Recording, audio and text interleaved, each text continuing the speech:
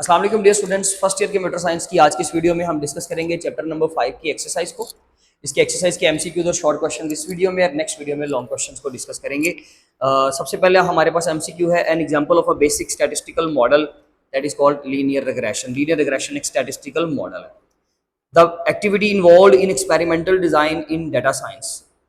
Data science में जो experimental जो हमारे पास मेथड होता है वो है जी collecting and analysing data systematically. हम लोगों को डाटा कलेक्ट करना है, देन एनालाइज करना है। और भी कुछ स्टेप्स होते हैं लेकिन वो इसके अंदर ही बेसिकली इस ऑप्शन के अंदर कवर हो रहा है, बाकी तो इररेलेवेंट ऑप्शंस है। क्वेश्चन नंबर 3 है a common used tool for creating data visualization. MS Excel भी हम यूज करते हैं डाटा को विजुअलाइज करवाने के लिए। पाइथन की एक लाइब्रेरी है mat plot library and Tableau, ये भी हम यूज कर लेते हैं। ऑल ऑफ द अबव हो जाएगा डी ऑप्शन। क्वेश्चन नंबर 4 है the meaning of the slope in a linear regression model. उसका जो स्लोप का मतलब होता है, हमारे पास दो इंटरसेप्ट थे ना। अगर हम देखें क्वेश्चन नंबर 4 की बात कर रहे हैं, इसमें हमारे पास लीनियर रिग्रेशन के फॉर्मूले में y is equal to beta 0 plus beta 1 x plus epsilon. तो ये हमारा वो इंटरसेप्ट है जब हमारे पास ऑल कस्टमर्स 0 है, और ये हमारे पास वो है b1 यानी कि स्लोप। कि जब हम नंबर ऑफ कस्टमर्स को चेंज करेंगे तो हमारा जो डिपेंडेंट वेरिएबल है वो भी बदलेगा। तो इसमें आपका बी आंसर होगा the change in the dependent variable for a unit change in the independent variable.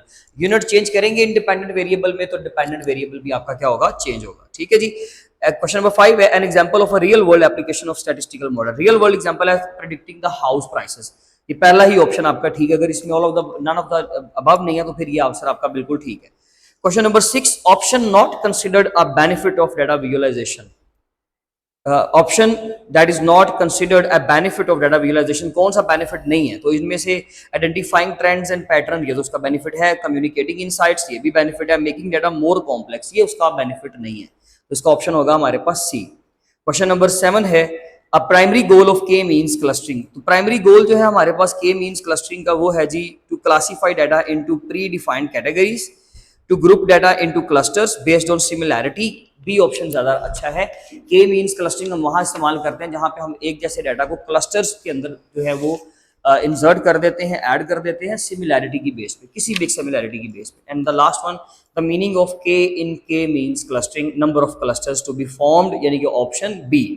Next है हमारे पास short question what is the importance of building statistical model in real world application. Real world application में statistical modelling को add करने से या इनको बनाने से हमें बेनिफिट ही होता है कि हम डाटा का बेटर एनालिसिस करने के बाद उसकी प्रेडिक्शन दे सकते हैं। किसी भी चीज़ के हवाले से हम रिजल्ट्स ड्राइव कर सकते हैं।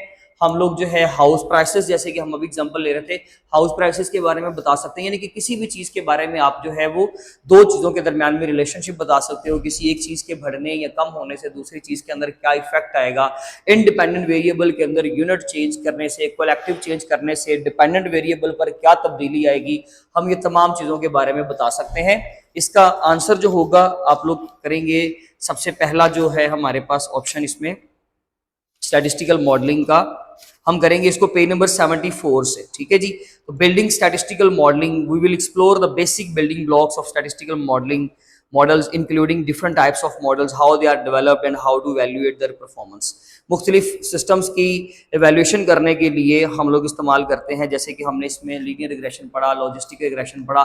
दोनों की एग्जांपल्स बता दें कि एक फ्रूट स्टॉल है, उसने फ्रूट सेलर ने क्या करना है, अपनी किसी भी पर्टिकुलर डे की नंबर ऑफ कस्टमर्स की बेस पर इनकम के बारे में बताना है, तो वो बता सकता है। ठीक है जी। लॉजिस्टिक रिग्रेशन में हमने number of the hours of study की बेस पर हम लोगों ने ये बताना है कि एक कैंडिडेट पास होगा या फेल होगा, ये चीजें हम बता सकते हैं। इस तरह के हम आंसर्स दे सकते हैं किसकी बेस पर, स्टैटिस्टिकल मॉडल की बेस पर। नंबर 2 है आपको इनके इसके आंसर जो है वो शॉर्ट क्वेश्चन के वो पीडीएफ की फाइल में मिल भी जाएंगे डिस्क्रिप्शन बॉक्स में। क्वेश्चन नंबर 2 है name one basic statistical model use for predicting outcomes and explain it's purpose.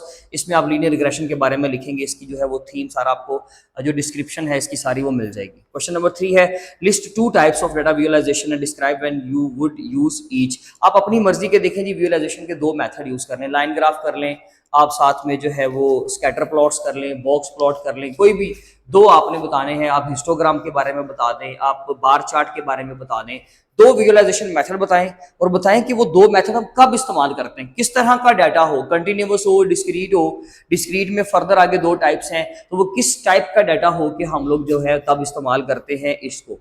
जो भी डाटा विजुअलाइजेशन की टेक्निक्स आप दो जिनके बारे में आप बताएंगे। हमारे पास टॉपिक में तो बहुत सारे हैं, आप बेशक इसमें बार चार्ट की बात करते हो, लाइन ग्राफ, तो लाइन ग्राफ में हम लोग बता रहे हैं temperature changing over the time, और बार चार्ट में हम लोगों ने एक स्पेसिफिक कैटेगरी की प्रोडक्ट की सेल के बारे में बताया। तो ये दोनों एग्जांपल जो है वो डिस्क्रिप्शन में आपको मिल जाएंगी, आप उसके मुताबिक इसका शॉर्ट तैयार कर लेंगे। The last one is how does visualising data help in understanding the descriptive statistics. देखें जी, हमें बेसिकली जो डिस्क्रिप्टिव डाटा होता है ना हमारा, जो हम अल्फाबेटिकल फॉर्म में, पैराग्राफ की फॉर्म में लिखते हैं, न्यूमेरिक फॉर्म में लिखते हैं, जब हम उसको विजुअलाइज करवाएंगे ना किसी को, तो उसको समझाना, उसके बारे में इंफॉर्मेशन गैदर करना, उसको डिस्कस करना, उसको प्रेजेंट करना, उसको समझना, रीड करना हमारे लिए आसान हो जाता है। ठीक है जी, तो ये उसके बेनिफिट्स होते हैं। आप उसके एग्जांपल के तौर पे कुछ भी चार्ट वगैरह बना भी सकते हैं। ठीक है, तो ये थी हमारी आज की वीडियो। अब इंशाल्लाह हम मिलेंगे अपनी नेक्स्ट वीडियो में, तब तक अपना बहुत ख्याल रखें। थैंक यू सो मच, अल्लाह हाफिज़।